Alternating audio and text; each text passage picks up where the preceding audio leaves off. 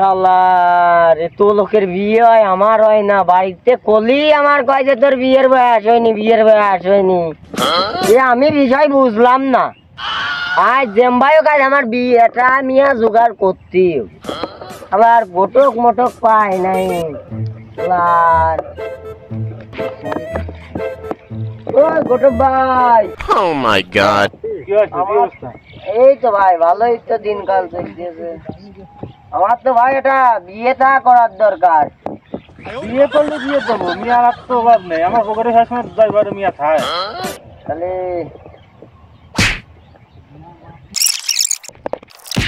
আমার বিয়ের কথা কইছি। তোর বিয়ের কথা তো চল চিপলে হনে তুই তুই কইছিস বিয়ের কথা।